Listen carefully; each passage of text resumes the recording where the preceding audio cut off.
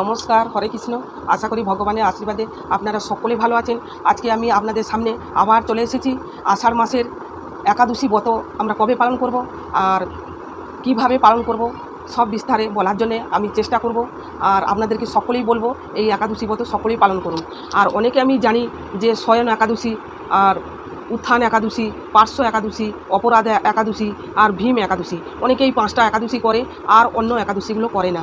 যাই হোক, এই একাদশী অনেকে পালন করে, আবার অনেকে আবার করতেও চায় না। তাই জন্যই বলবো প্রত্যেক একাদশীটা সবই ভালো। সকলকে আমি হাত জোড় করি অনুরোধ করি বলবো সকলে এই একাদশী ব্রত পালন করুন, সকলে পালন করুন। এই একাদশী ব্রত পালন করলে আমরা মুক্তি লাভ করতে পারবো, সর্বপাপ থেকে মুক্তি লাভ করতে পারবো। ভগবানের ধামে ফিরে যাওয়ার জন্যে আমাদের এই একাদশী ব্রত করা সকলেরই কর্তব্য। যাই হোক, আমি আর বিশেষ কিছু বলছি না, এখানে আমি শুরু করছি। একাদশী মাহাত্ম্য আমরা শ্রবণ করব, আর আপনারা মন দিয়ে শ্রবণ করুন একাদশী কবে পালন করতে হবে। একাদশী পড়েছে 1 শ্রাবণ আর 17 জুলাই বুধবার। আমরা সকলে একাদশী ব্রত পালন করব। 18 জুলাই 2রা শ্রাবণ বৃহস্পতিবার দ্বাদশী দিনে একাদশী ভঙ্গ করবেন। তার টাইমটা আমি বলে দিচ্ছি। 5টা থেকে 9টা 28 মিনিটের মধ্যে একাদশী ভঙ্গ করবেন। এটা দ্বাদশী দিনে 5টা থেকে আর 9টা 28-এর মধ্যে একাদশী ভঙ্গ করবেন বৃহস্পতিবার। একটু নির্মাল্য বা ভগবানের প্রসাদ নিয়ে একাদশী ভঙ্গ করবেন।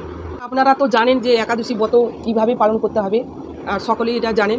তাও আমি একটু আধটু বলে দিচ্ছি শর্টে, যে দশমী দিনে আপনারা নিরামিষে আহার করবেন যারা আমিষভোজী আছেন। আর রাত্রিবেলা ভগবানের কাছে হাত জোড় করে সংকল্প করবেন আর দন্তমার্জন করে নেবেন। মুখ দাঁতের ভিতরে কিছু যদি লেগে থাকে কাঠি দিয়ে পরিষ্কার করে নেবেন, জিভ ছেলে নেবেন, কেননা রক্তপাত হলে একাদশী দিনে একাদশী ভঙ্গ হয়ে যায়। আর তেল, সাবান, ক্রিম, শ্যাম্পু বা খেউরি কাজ, নখ চুল, মিথ্যা কথা, পরনিন্দা, পরচর্চা, ঝগড়া, অশান্তি, এইসব আমাদেরকে বর্জন করতে হবে। নিষ্ঠা সহকারে, ভক্তি সহকারে আমাদেরকে একাদশী ব্রত পালন করতে হবে। আর খাওয়া হচ্ছে কেউ নিজলা করতে পারেন, কেউ সজলা করতে পারেন, কেউ আবার সফলা করতে পারেন। যার যেইটা শরীর অনুযায়ী, ক্ষমতা অনুযায়ী সেই আপনারা পালন করবেন। কেউ থাকতে পারলে থাকবেন, কেউ থাকতে পারবেন না, তাহলে সেইভাবে আপনারা পালন করবেন। গ্যাসের বটি, প্রেসারের বটি, এগুলো আপনারা খেতে পারবেন। সূর্যমুখী তেল, গাওয়া ঘি, বাইরে থেকে দুধ, দই, দুধটা গরুর দুধটা কিনে খাবেন, পাউডার দুধ বা প্যাকেট দুধ এইগুলো খাবেন না। বাইরে থেকে মিষ্টি এইগুলো খাবেন না। গুঁড়ো হলুদ, লঙ্কা গুঁড়ো এইগুলো কিন্তু বাইরে থেকে খাবেন না। ঘর থেকে তৈরি করে খাবেন, সেটা ঠিক আছে। তারপরে পেঁপে, কাঁচকলা, ফুলকপি, গাজর আর এইগুলো আপনারা করে খেতে পারেন। লাউর পায়েস করে খেতে পারেন, তারপরে সাবুর পায়েস করে খেতে পারেন, পকোড়া করে খেতে পারেন, পরোটা করে খেতে পারেন। যে যেমন পারবেন সেইভাবে একাদশীর ব্রত আপনারা পালন করবেন, আর সেইভাবে অনুকূল প্রসাদ গ্রহণ করবেন আর পঞ্চশস্য বর্জন করবেন। তাই আমি বলবো যে একাদশীর মাহাত্ম্য। যুধিষ্ঠির মহারাজ ভগবান শ্রীকৃষ্ণকে জিজ্ঞাসা করেছিলেন, হে প্রভু, আপনি দয়া করে এই আষাঢ় মাসে শুক্লপক্ষে একাদশী নাম কি, তার মাহাত্ম্য কী, বিস্তারিতভাবে আপনি আমায় খুলে বলুন। ভগবান অতি আনন্দেতে হেসে বললেন, হে রাজন, আপনার মতন পূর্বে ব্রহ্মাকে নারদমণি জিজ্ঞাসা করেছিলেন এই একাদশীর সম্বন্ধে।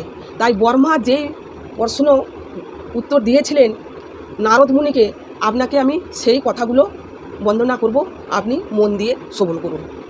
হে নারদ, এই জগৎ সংসারে সর্বশ্রেষ্ঠ এই একাদশী থেকে আর কোনো ব্রত নেই। ব্রত যারা পালন করে সর্বপাপ বিনাশ হয়, মুক্তি লাভ করে আর সুখ লাভ করে। আর যারা এই একাদশী দিনে পালন না করে পঞ্চশস্য গ্রহণ করে, অন্ন গ্রহণ করে, তাকে নরক যন্ত্রণা বাস করতে হয়। ভগবান ঋষিকেশের এই ব্রত পালন করা কর্তব্য। বহু পূর্বে সূর্যবংশ মান্ধাতা নামে রাজা ছিলেন। রাজা প্রতাপশালী আর সত্য প্রতিজ্ঞ ছিলেন। কোনো অন্যায় কারোর সঙ্গে খারাপ ব্যবহার উনি করতেন না, আর প্রজাদেরকে নিজের পুত্র মতন পালন করতেন। সেই রাজ্যে দুঃখ, কষ্ট, রোগ, দুর্ভিক্ষ কিছুই ছিল না। অতি আনন্দেতে রাজার প্রজারা সকলেই বসবাস করছিলেন। হঠাৎ দৈব চক্রতে বলতে পারেন বা কোনো কারণেতে 3 বছর, 1 বছরে 3 বছর বৃষ্টি হয়নি। সেই রাজ্যতে যজ্ঞ, তারপরে হোম, সোহা ভগবানের ঋষিকেশের পুজো পাঠ হতো। 3 বছর বৃষ্টি না হওয়ার জন্যে সব কিছু বন্ধ হয়ে যায়। বৃষ্টি না হওয়ার ফলে কি কোনো চাষবাস হচ্ছে না, ফসল হচ্ছে না, ঘাস হচ্ছে না। গাভী যদি ঘাস না খেতে পায় তাহলে সে দুধ দিচ্ছে না, ঘি দিচ্ছে না, তাহলে হোম যজ্ঞ পুজো সব কিছু বন্ধ হয়ে গেল। এবারে সেই রাজ্যতে অন্নর অভাব দেখা গেল। এবারে সবাই কষ্টে দুঃখে সবাই কষ্ট পাচ্ছে। এবারে একদিন প্রজারা এসে বললেন, হে মহারাজ, আপনি দয়া করে আমাদের কথাটা শুনুন। এই রাজ্যতে অন্ন অভাব, সকলে কষ্ট পাচ্ছে, আপনি কিছু উপায় করুন। মহারাজ শুনে বললেন যে রাজ্য নষ্ট হয় রাজার জন্যে, কিন্তু আমি তো কোনো অন্যায়, কোনো অপরাধ, কোনো পাপ কাজ আমি কিছুই তো করিনি। তো কী কারণে এই কষ্ট, অন্ন অভাব, দারিদ্র কিভাবে হলো আমি নিজেই বুঝতে পারছি না।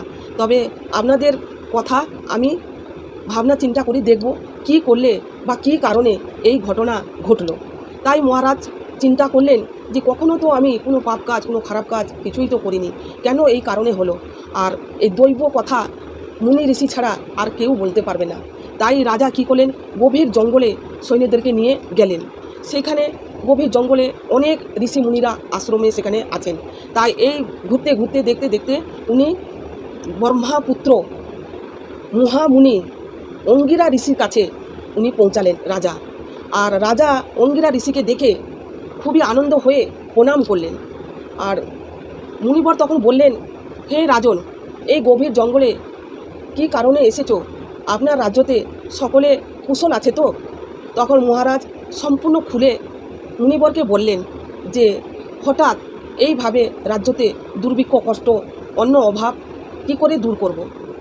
তখন মুনিবর শুনে কিছুক্ষণ চোখ বন্ধ করে ধ্যানে বসলেন। তারপর বললেন, হে রাজন, এটা হচ্ছে সত্যর যুগ। এতে বিধান আছে, যারা বেদ পাঠ করে যোগ্য ব্রাহ্মণ আর কেউ তপস্যা করতে পারবে না। মানে সত্য যুগে তো তার আদেশ আছে যে যে ব্রাহ্মণ বেদ পাঠ করে যোগ্য ব্রাহ্মণ, সেই তপস্যা করা ছাড়া আর কারো করা অনুমতি নেই। তাই মুনিবর ধ্যানে দেখলেন একজন শূদ্র গভীর জঙ্গলে তপস্যা করছে, তার ফলে এই রাজ্যতে অমঙ্গল ছায়া পড়েছে। তাই মুনিবর বললেন, হে রাজন, সেই তপস্বীকে আপনি হত্যা করুন। তখন মহারাজ শুনে বললেন, হে মুনিবর, এই অপরাধী তপস্বীকে আমি কি করে বোধ করব? আমার দ্বারা অসম্ভব, আমি করতে পারবো না। আপনি একটা সহজ উপায় বলুন, সেই উপায় আমি যেরকম করতে পারি। তখন মুনিবর বললেন, হে রাজন, উপায় তো আছে। এই আষাঢ় মাসে শুক্লপক্ষে সয়নী একাদশী নামে বিখ্যাত, ভগবান এখন শয়নে গেছেন, তাই শয়নী একাদশী নামে বিখ্যাত। আপনি এই একাদশী সপরিবারে প্রজাদেরকে নিয়ে পালন করুন, বর্ষা হতেই পারে। তাই মহারাজ এই কথা শুনে রাজ্যতে ফিরে এলেন। কিছুদিনের পর আষাঢ় মাস উপস্থিত হয়।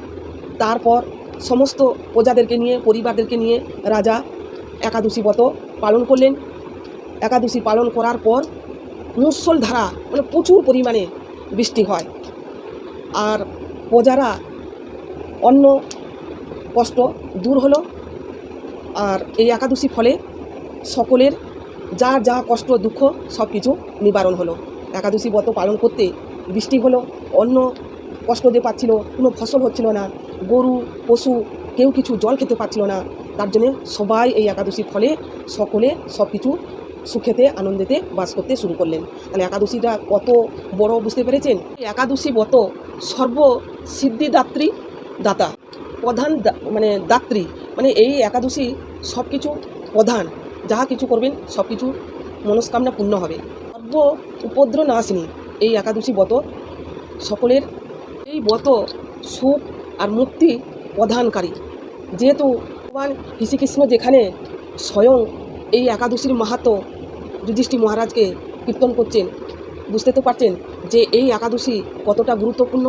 আর তাই জন্য দুঃখ, কষ্ট, দারিদ্র সব মুক্তি সব কিছু ভগবান প্রদানকারী হচ্ছেন। আর আমাদেরকে উদ্ধার করার জন্য এই একাদশী ব্রত সকলের পালন করা কর্তব্য। এই একাদশীর মাহাত্ম্য ভবিষ্যৎ পুরাণে ভগবান শ্রীকৃষ্ণ, যুধিষ্ঠির মহারাজ আর ব্রহ্মা নারদ সংবাদে উল্লেখ করা হয়েছে। আর এইখানেই মাহাত্ম্য শেষ। ভগবানের কৃপায় আর ভগবান ঋষিকেশ কৃপায় সকলের মঙ্গল হোক, সকলে ভালো থাকুন। আর কারো যদি কোনো প্রশ্ন থাকে, জয় শ্রীকৃষ্ণ, রাধে রাধে, কমেন্ট করবেন। আত্মীয় স্বজনকে তাদেরকে এই একাদশী করার জন্য অনুরোধ করবেন, বন্ধুবান্ধবকে শেয়ার করবেন। আর আপনারা ভালো থাকুন, সুস্থ থাকুন, ভগবান আপনাদের মঙ্গল করুন। আমি এখানে শেষ করছি, আবার পরে ভিডিওতে দেখা হবে। জয় শ্রীকৃষ্ণ, রাধে রাধে, নমস্কার, হরে কৃষ্ণ।